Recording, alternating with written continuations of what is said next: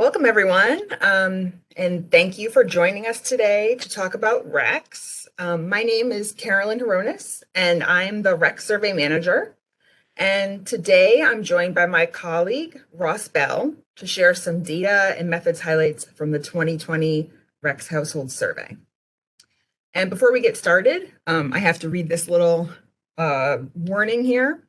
This WebEx call is being recorded and may be posted on DOE's website or used internally. And if you do not wish to have your voice recorded, please do not speak during the call. And if you do not wish to have your image recorded, please turn off your camera or participate by phone.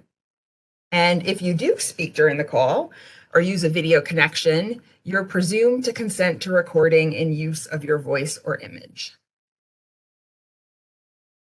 So during the time we have together today, we're going to give you a brief intro to the 2020 REX Household Survey, share some data highlights, discuss our methods for conducting the REX, and then wrap up with some next steps. And there's going to be some time for some Q&A at the end, so you can submit your questions in the chat box, and my colleague, Bill McNary, will be monitoring the chat. So today we're going to focus on the REX Household Survey data and results. So the unit of analysis for REX is primary occupied housing units. So this includes single-family detached and attached houses, units in apartment buildings, and mobile homes. The REX does not include seasonal or vacation homes, vacant homes, or group quarters, such as college dorms or military barracks. We conducted the REX between September 2020 and April 2021. And for the first time ever, we used entirely self-administered modes of data collection, and respondents had the option to respond via web or by mail. And this allowed us to expand to our largest responding sample ever, 18,496 households. That larger sample size has enabled us to publish data and estimates for all 50 states and DC for the first time in program history. And I want to take a minute to acknowledge our contractors, IMG Crown and RTI, for their contribution to a successful REX data collection. All right, so here's a summary of the 2020 REX data release schedule.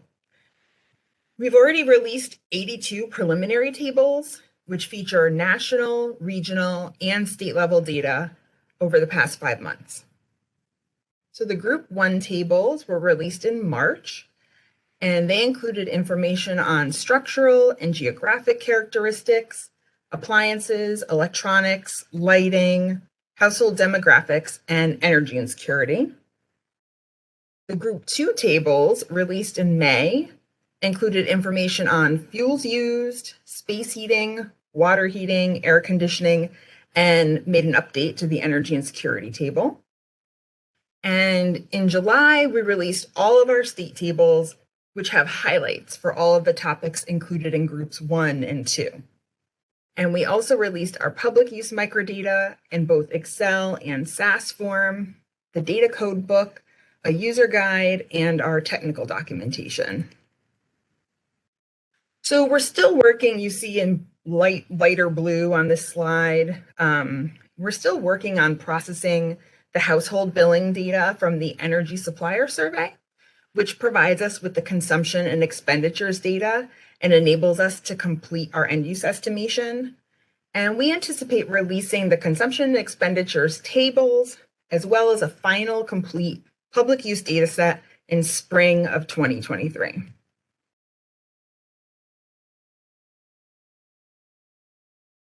So some of you, it was 2020 REX. The other big thing that happened in 2020 was COVID. So you might be wondering if the pandemic had any impact to our data collection or to the REX results. So we were really lucky that we had already planned on executing a fully self-administered data collection, which meant we didn't have interviewers. So we didn't have to delay our data collection schedule. In terms of impacts to the data, we found that about 30% of households had at least one person working from home at least one day a week.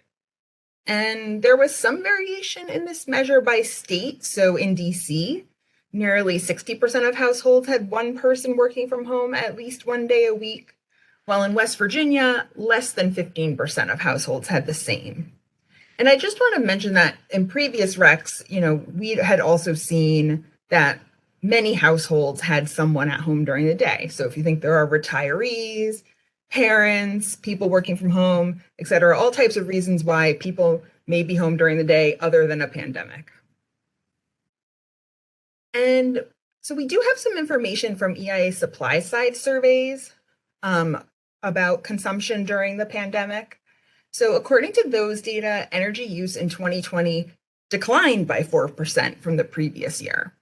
And EIA is attributing that decline to the warmer winter months in 2020, which reduced heating demand. And space heating typically accounts for about 40% of energy use in homes. So now let's dig into some of the household survey data highlights. So you may be thinking, okay, where can I find these results? So I have our webpage linked up there at the top of the slide, eia.gov/recs. And so if you go to that homepage, which is on the left, you'll see a number of tabs at the top. So if you went over to the data tab and clicked on 2020, you would see the screen to the right. And let's say you're interested in the state data. So you'd go over to that state data tab and find our highlights tables. Okay, so let's say we're interested in state level data on all electric homes. This is the table where you would find that data. And just to be clear, by all electric, we mean homes that do not use any other fuels, such as natural gas, fuel oil, propane, or wood. And so here's this table with that information. So on the top row, in the first column, you see the total number of US households, 123.53 million. And then the second column says home is all electric. And there are 32.25 million households nationwide that are all electric, which is about 26% of all households. Below that national estimate are the estimates for all 50 states and DC and the percentages that of all homes in sort of the gray column. So you see Alabama has 0.77 million homes, about 41%. Alaska has about 0.03 or 30,000 all electric homes, which are about 11% of homes in Alaska, and so on. And I do want to note on these state tables that differences between state level estimates in the tables are not necessarily statistically significant.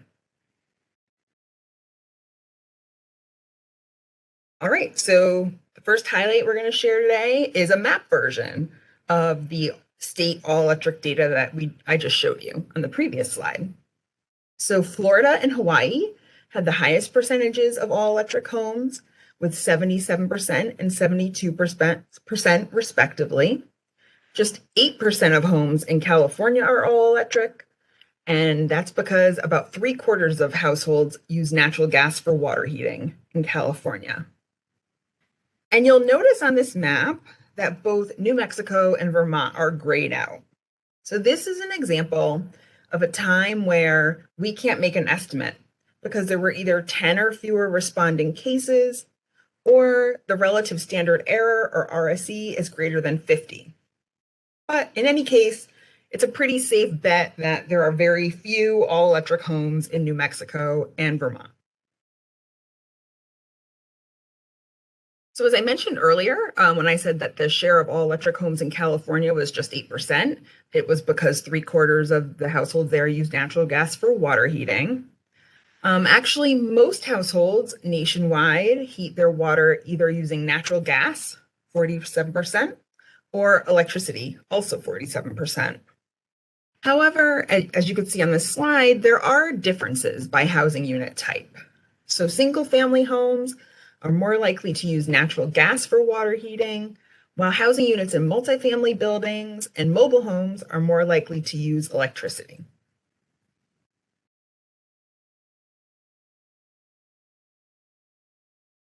So on this slide, we're looking at some characteristics of households that use solar, and we're just beginning to understand more about these characteristics as more homes have solar panels. So really important to note for these statistics is that the REX collects information on the presence of solar panels for single family and mobile homes only.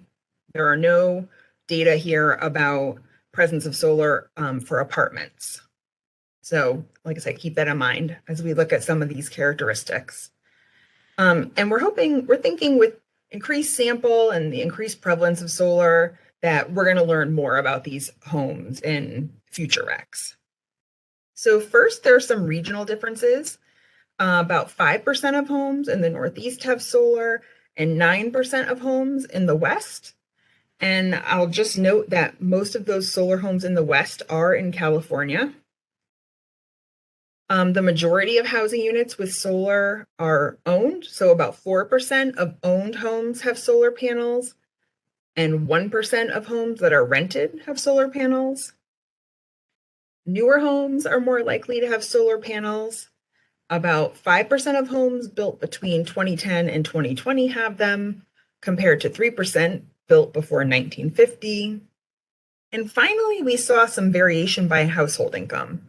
So 1% of households with incomes less than $20,000 had solar panels, compared to 6% of households with incomes greater than $150,000.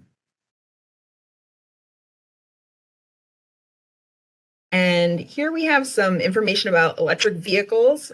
About 3/4 of electric vehicle owners reported that they charge their electric vehicles at home. And we know data users are very interested in information on electric vehicles. And you may be wondering why we don't have a graph for this slide.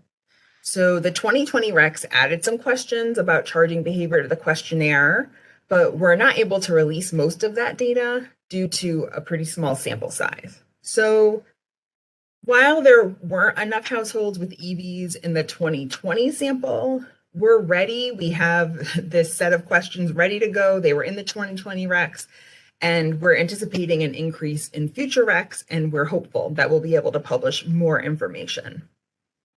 So now I'm going to hand it off to my colleague, Ross Bell, to share more highlights from the data with you. Thanks, Carolyn. So I'm going to talk a bit more about some more end uses.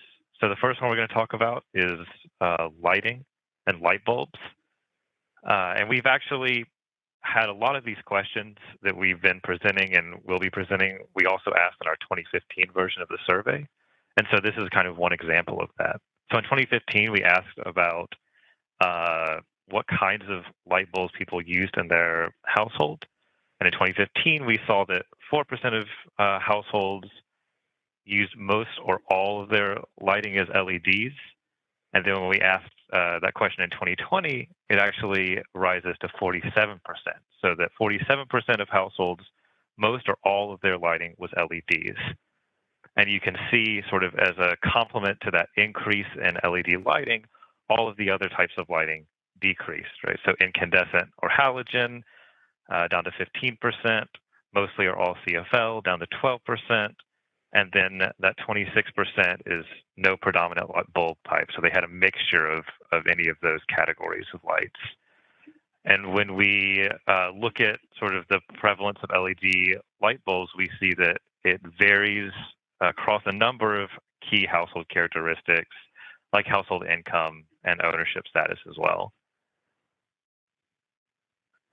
On this slide, we can look at some TV usage. So we see usage of internet streaming devices. Now, this is not streaming services. This is the actual internet streaming devices that we're looking at here.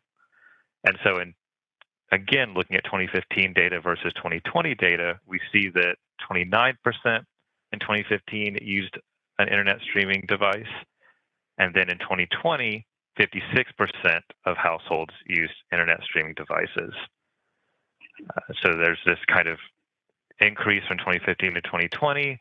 And as a complement to that, we see a decrease in set-top box uses. So that in 2015, 76% of households indicated any set-top box, whereas in 2020, that was down to 56%. And then here we have it broken out into different categories: cable box without a digital video recorder, cable box with a digital video recorder, and separate digital video recorders. That's all part of that any set-top box question. On this slide, we have some data about smart speaker usage. And in contrast to the other ones, we don't have any comparison to 2015 data because smart speakers are actually a new question on the 2020 survey. So we just added it to the survey. We see that 32% of households had smart speakers, and 14%, which is about 18 million, used smart speakers to control other devices. Those other devices could be a number of different things. Here we have them listed out here. The 8% used smart speakers to control lighting, 4% use it to control temperature, 6% for security, 8% for TV, and then 1% was an other category. And so, like I said before, we won't be able to compare that data to 2015. This slide is showing another end use. This is separate freezers. So we have this broken out into different census divisions. So you can see here on the left, we have bar graphs of the different census divisions and then a map indicating those census divisions. So the Midwest actually has more separate freezers than other regions. About 50% of West North Central had separate freezers, and 40% of the East North Central division had separate freezers. And we can actually, with the large sample, as Carolyn mentioned, we can actually look at individual state level data on some of this as well. And if we look at the Dakotas, for instance, we can see that in South Dakota, 65% of homes have a separate freezer, and in North Dakota, it's 64% of homes. And I want to make a note here about this. So normally the census division is just the mountain region, but for the purpose of REX, we actually split the mountain division into a mountain north division and a mountain south division. The mountain south contains Nevada, Arizona, and New Mexico, and then the mountain north region contains the other states. We also collect data on a lot of other appliances as well. Refrigerators, we collect data on ranges, ovens, cooktops, and other small appliances like toasters and coffee makers. Going into some data about heating and air conditioning, this is just kind of to illustrate all the different kinds of data that we can look at when it comes to heating or air conditioning. One thing is looking at age of heating equipment. So here we have a bar graph showing equipment broken out into whether their equipment is older than 15 years, newer than 15 years, or whether they had no equipment. And we actually see that 31% of households reported that their main heating equipment was 15 years old or older. And this is broken out by climate region. And so to kind of give an explanation of what that is, the cold and very cold climate region, as you can see, the northern part of the country. This also includes Alaska, which is actually part of the subarctic, but we group it together with the cold and very cold. Similarly, with the marine climate, Hawaii is part of that group as well, but we group that in with the marine.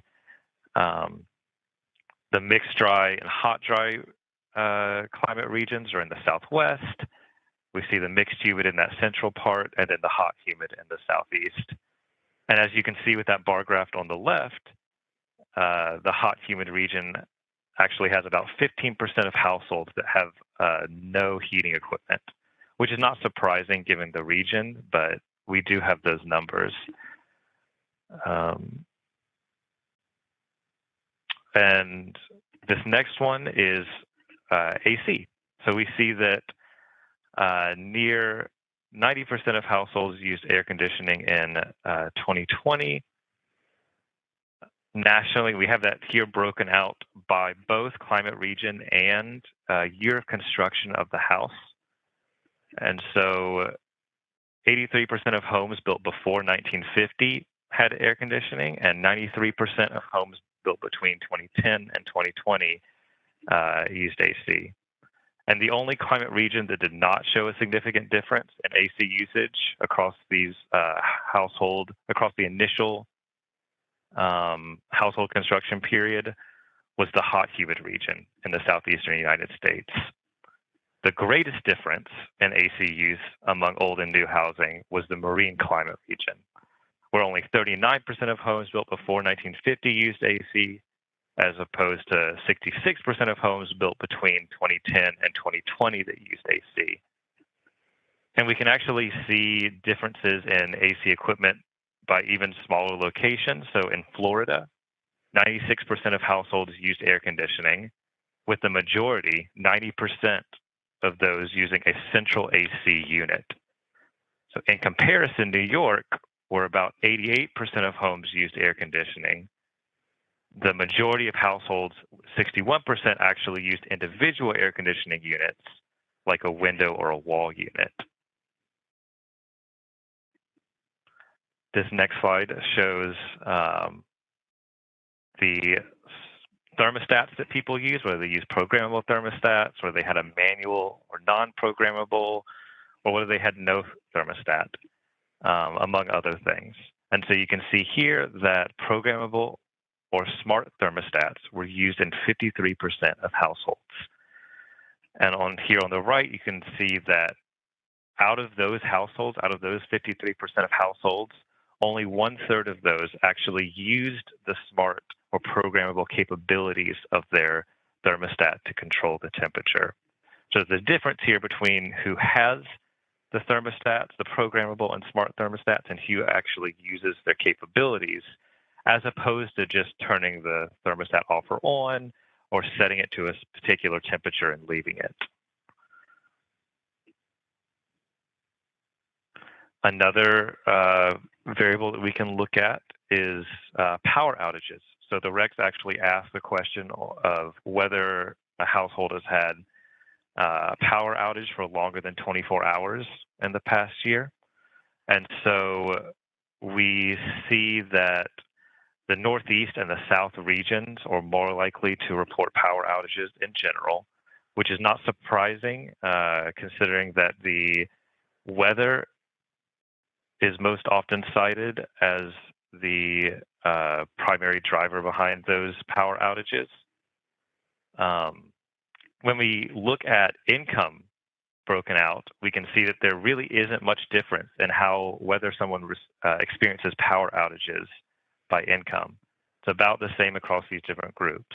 However, Rex also asked the question about whether a household has a backup generator. And as you can see, those at lower income groups were less likely to have a backup generator as opposed to those households at higher income groups.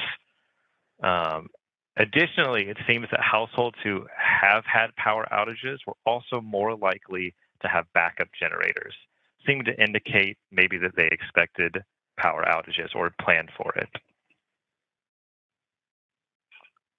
And then this last slide, I want to talk about something called household energy insecurity, which is something that we also measured on the 2015 RECs as well. So household energy insecurity is sort of a measure of people's really ability to pay for heating or cooling, or to pay for utility bills in general. So we ask a couple of different questions that goes into this measure. One of them is whether or not they had to reduce or forego basic necessities to pay an energy bill. Another is whether or not they've received a disconnection notice in the past 12 months. Another was whether they kept their home at an unhealthy or unsafe temperature. And then we also ask questions about if their heating or cooling equipment was broken and they couldn't repair it, or if they couldn't afford fuels for their heating equipment or cooling equipment. And so all of that data goes into this measure of energy insecurity.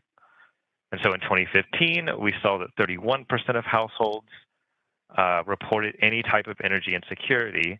But then in 2020, the most recent RECs, we saw that 27% of households reported any type of energy insecurity. And a large driver in that change was actually that second question, whether or not they received a disconnection notice. In 2015, about 15% of households indicated that they received a disconnection notice. In 2020, that was down to about 10%. And this energy insecurity was influenced by a lot of characteristics, but race of respondent, household income, whether it was the household was owned or rented, and presence of children all significantly influenced this energy insecurity variable.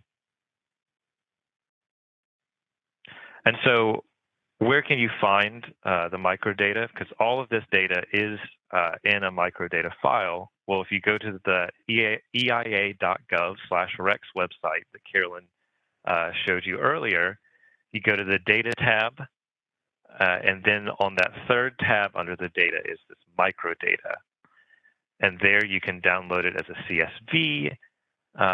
There's also the code book as an Excel spreadsheet that describes each of the variables as well as the different levels of each of the variables and what they all mean.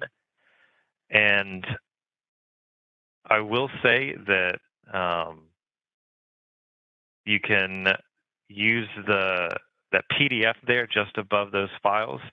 It kind of explains how to go through and use the microdata in a responsible way to compute estimates, making sure you're taking into account standard errors and things like that. And so with that, I will actually turn it back over to Carolyn to talk a bit about the methodology. All right, thanks, Ross. So now we're going to change gears a little bit, and I'm going to talk you through the process of collecting and preparing the microdata for your use. So you can find even more technical information than what I'm going to provide here on the site under the methodology tab. Okay, so how do we make the RECs happen? So first thing we have to do is find a representative set of housing units for the RECs. So we have to start with a comprehensive list or a frame of every household in the United States. And we use the USPS computerized delivery sequence file, which has coverage for 99.6% of eligible RECs addresses in the US.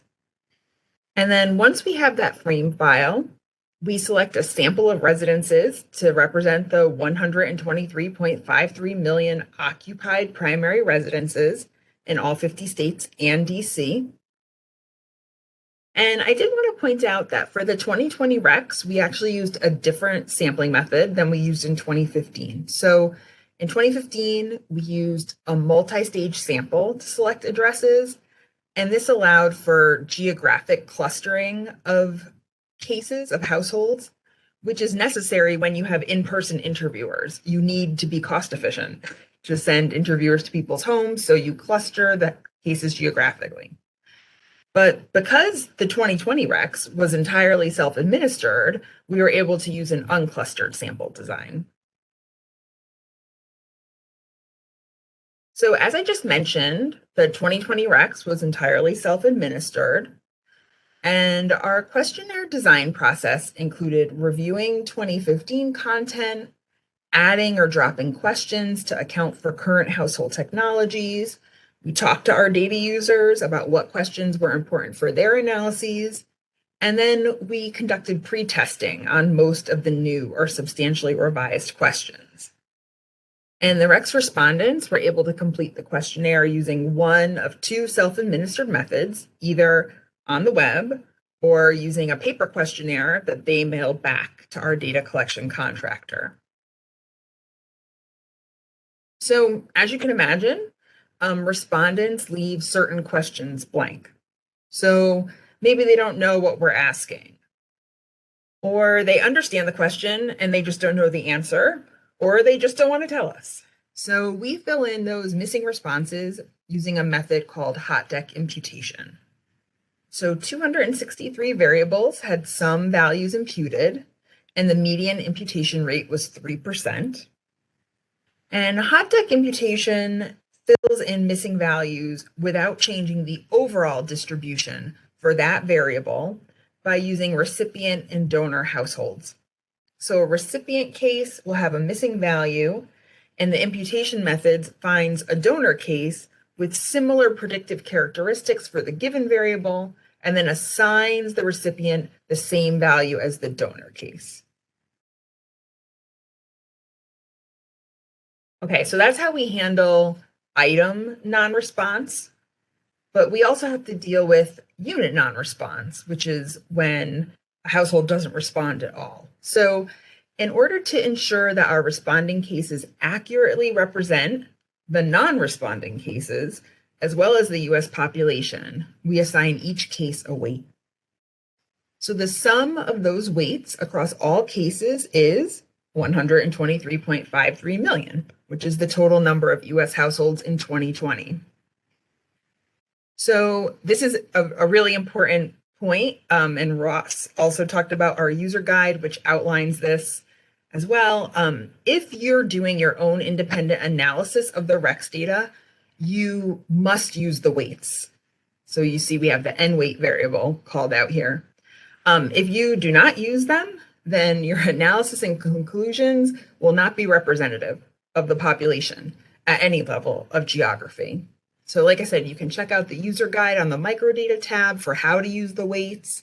Or, if you still aren't sure, you can reach out to us and we'll try to help you.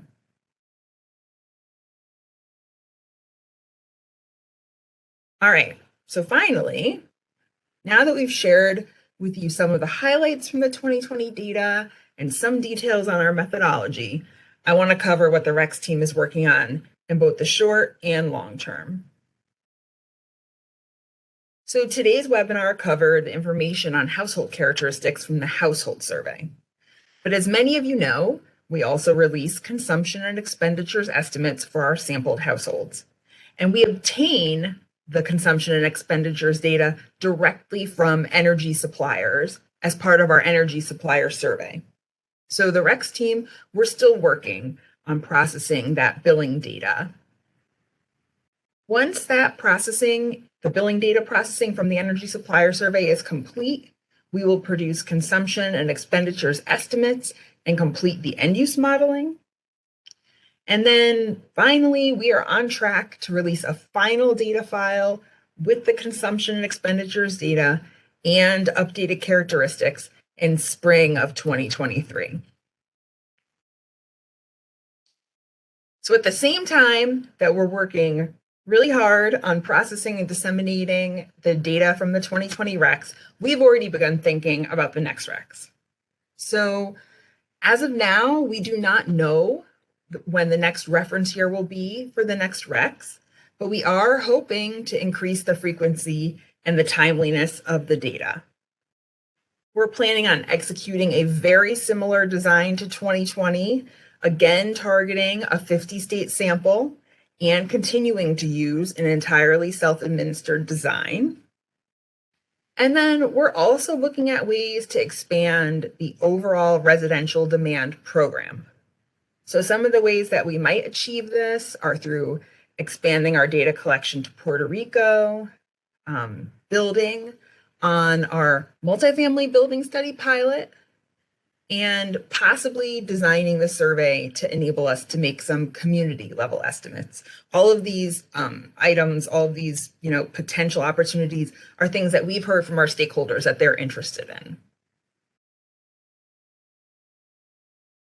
All right, so that wraps up our prepared content for today. So now we're ready to take some questions.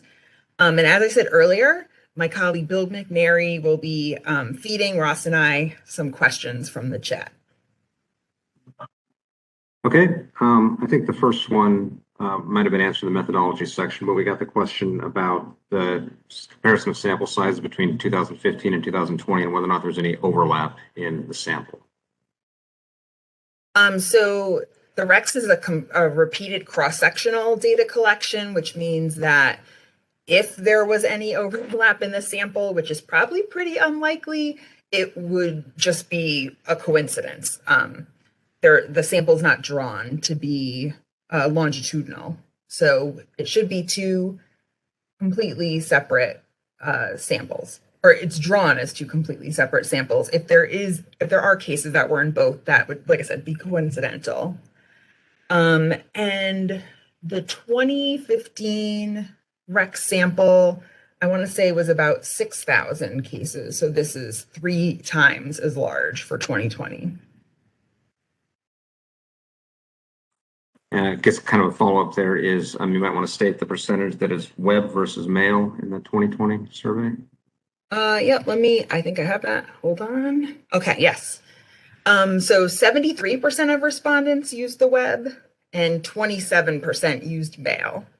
And I should note here that we use a method called Choice Plus, which incentivizes web response. So every household is given an unconditional $5 incentive when they're sent the invitation for the survey.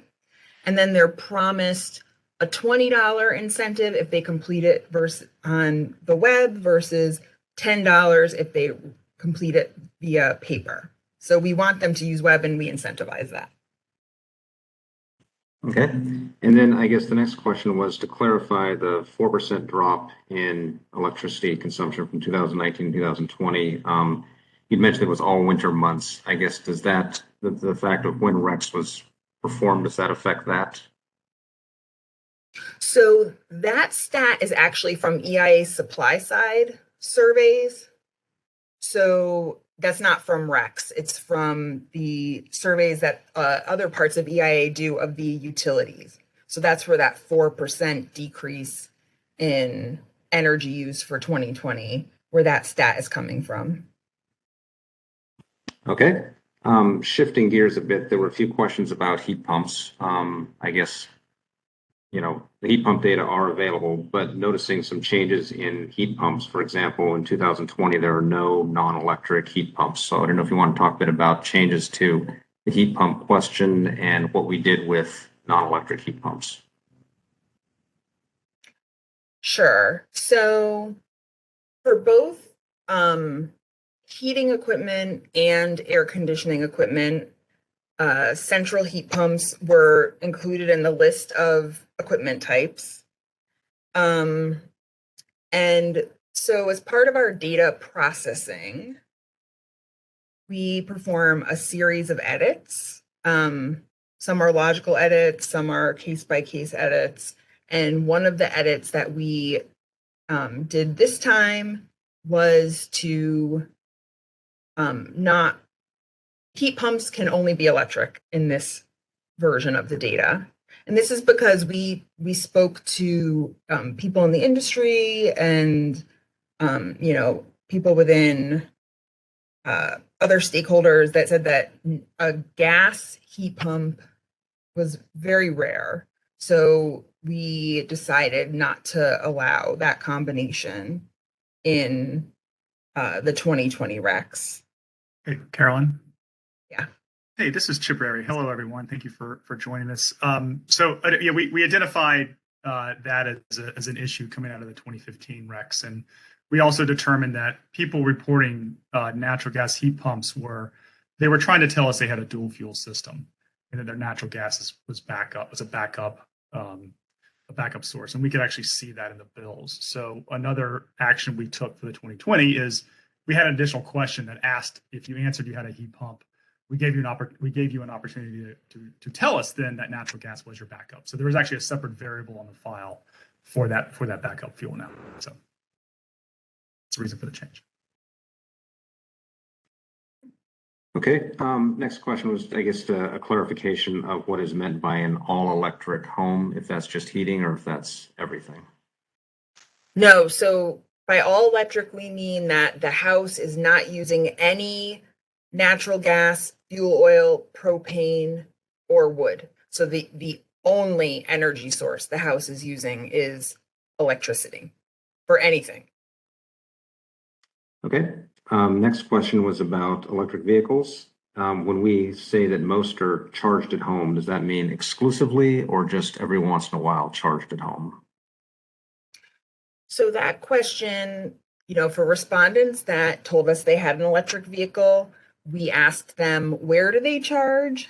And charging at home was one of a number of possible responses they could have given us to that question. So they could have said, I charged at home, I charged at work, I charged at a shopping center, I charged at a highway rest stop, etc.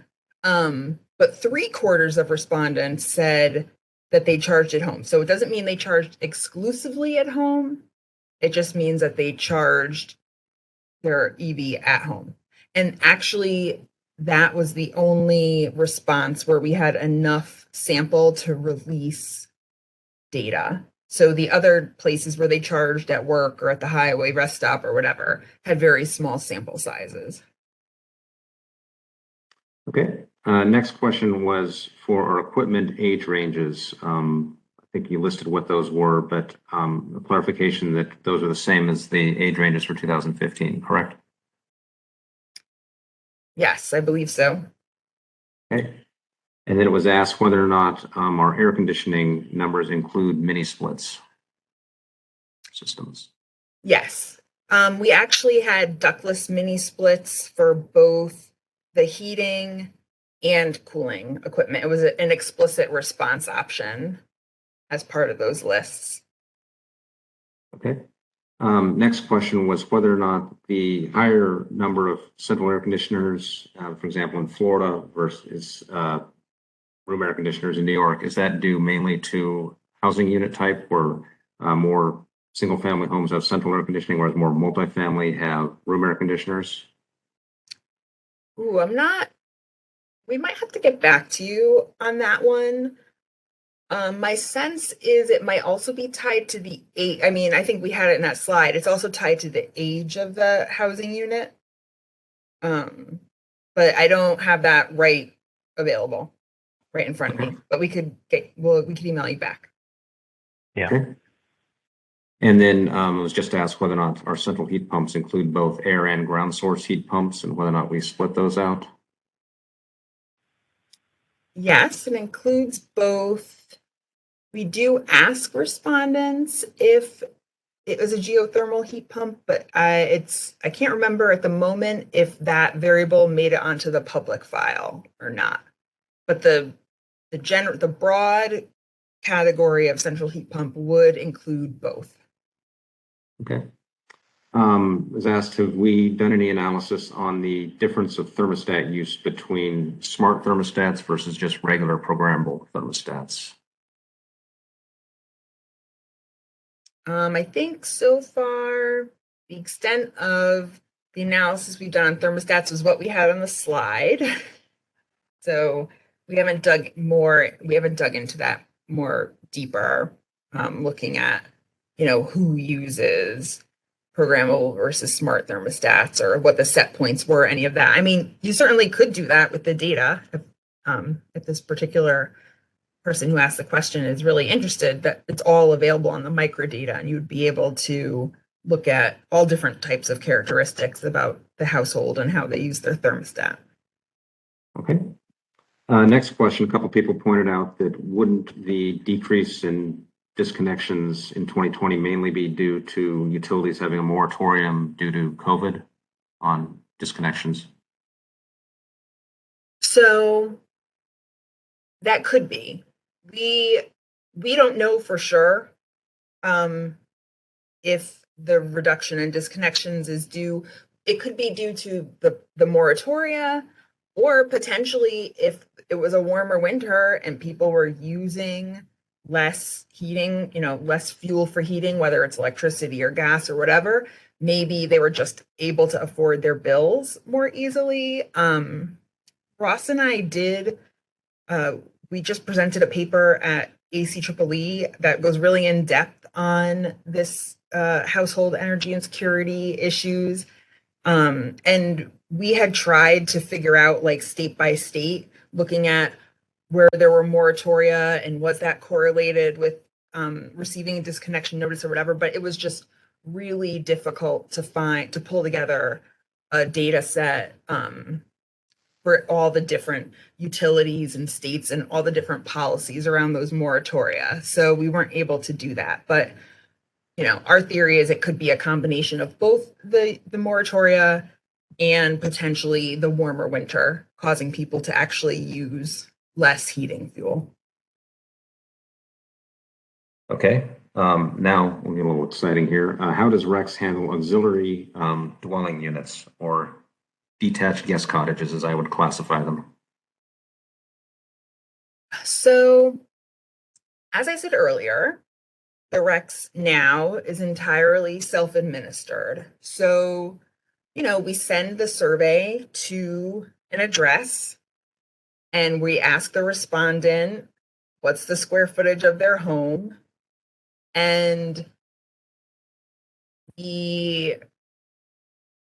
hopefully they're only including their main house. Now we do some, as I said earlier, we do some data editing to look for outliers, to try to see if if they report a really high square footage and only one bedroom, or 10 bedrooms and 1,000 square feet, or stuff, things that just don't make sense. And the team will do a little more research on those cases to try to resolve those discrepancies.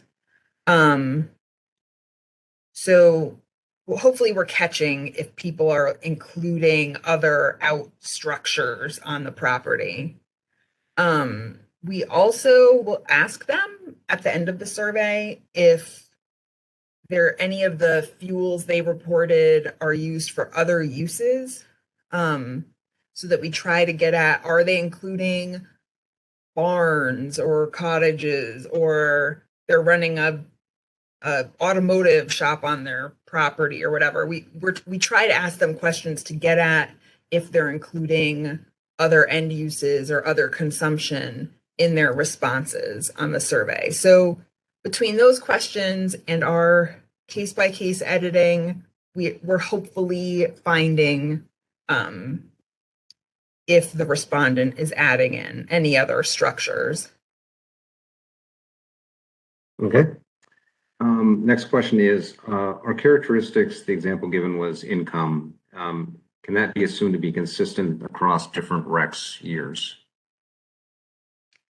Okay, so income is actually a really interesting example of this. The 2015 Rex had different income categories than 2020. So for 2015, there was a set of, I want to say either 5 or 8 income categories, and they were in $20,000 increments, which made it difficult for data users who were interested in studying energy insecurity to find households that fell above or below the poverty line, because our income categories weren't granular enough. So for 2020 Rex, we implemented an increased list of income categories. There are 16 now. The answer list is based on what the current population survey uses for their income question. And there's more granularity at the lower end of the income distribution. Now, that being said, you could, if you wanted to compare 2015 to 2020, for some reason, you could collapse the 2020 variables or 2020 answer categories back into the 2015 ones and recreate those. But for income now for 2020, there is increased, like I said, increased granularity that should make analyzing the data a little more useful for those data users interested in income levels in the Rex. Okay. Next question is, do we have any idea how much of the consumption data will need to be imputed? No, I don't. We're still processing the consumption data. I will say that as I said, our median imputation rate for household survey items was only 3%. So we're not imputing very much data, but at this point, like I said, we're still processing that consumption data. So I don't know what percentage will be imputed at this point.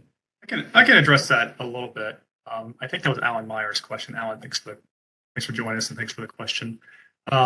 So Caroline, I don't think you covered this, but the household survey is conducted on a voluntary basis.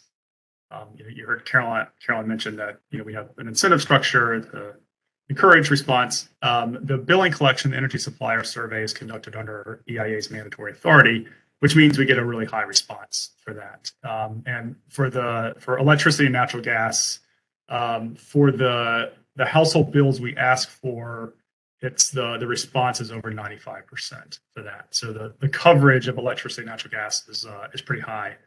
And then of course, where there is no bill, where the utilities are included in the rent, it's a master meter building. Those are the cases that we need to impute. So we don't have the final numbers for that, but that will be part of our technical documentation when we release the consumption expenditures.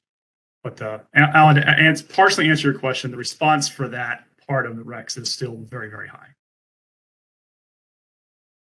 And then I guess kind of a related question is wood consumption. How do we estimate wood consumption? Oh, Chip, I'll kick that one to you too. Sure, I'll answer it. Yeah. And I believe I saw in the chat that whoever wrote the question said something about, well, a lot of people just cut down wood in their backyard. That's very true. We capture that information as part of the household survey. So if the respondent indicates using wood for any purpose, most likely heating, we ask them the approximate number of cords they've used, or if they're using pellets, the number of bags of pellets they've used. And then there are some estimates of conversion estimates we use to estimate convert cords to BTU. But the consumption of wood comes from the household respondents. Not we don't ask the trees. So. And then I guess question was with the increasing, I guess it'd be decreasing response rate. What do we do to check for non-response bias? So actually, we do a pretty extensive non-response bias study, looking to make sure that we, aren't getting biased results. And then we implement, the weighting to make sure that the responding cases that we did get are representative of the entire population. Also, during data collection, we monitor what responses we get via a really great interactive dashboard that compares different characteristics of the RECs data to the American Community Survey data, which is eventually what we weight. That's what we use for our weighting. We weight up to those ACS housing unit totals. So we're able to see, okay, are we getting too many single family detached homes or not enough units in apartment buildings? We're able to monitor that the entire time to make sure that the data that we get are representative. And it's not just housing unit type. We will look at age of householder, income levels, Hispanic ethnicity, race.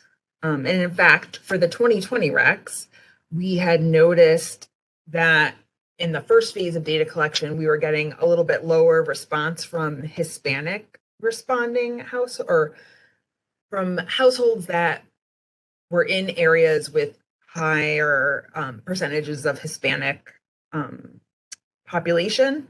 And so for the second phase of data collection, we had split the sample into 20% was in phase one, 80% was in phase two.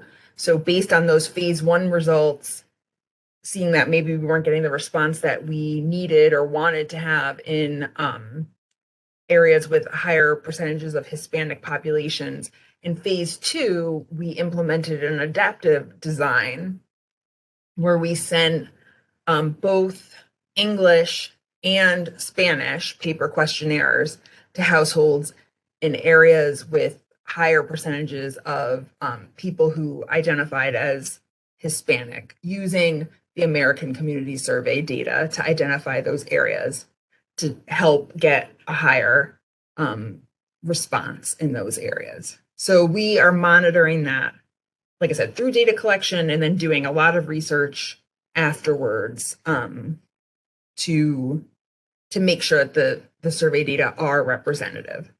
I think we could probably get maybe one more question. Okay, last question actually I think I had was, are there any more plans to include more measurements of water consumption? Oh, no plans right now. I don't know, Chip. Has Rex ever tried to collect water? I know the commercial side has. Yes. Yeah. This is early 2000s, I think. We had some water usage questions. Yeah, there you go. Camilla. That's a question. Hi, Camilla. Good to hear from you. Yeah, 2005 Rex had some water questions. We do not right now have plans to return to that set of questions. All right. Well, thank you, Bill, for moderating our questions. That's all the time that we have today. I don't know. It sounds like maybe we got to all the questions, but if we didn't get to your question, we'll reach back out and get in touch with you directly. And if you think of any questions afterwards, you can find Ross and I at the email address listed here, which is very long. It's all one word, EIA, info, consumption, and with the and sign, not the word and, efficiency at eia.gov. Or if you go to the website, eia.gov/rex, you can find my name and this email address and reach out to me, and either myself or a member of the team will be happy to get in touch with you. So thank you so much for joining us.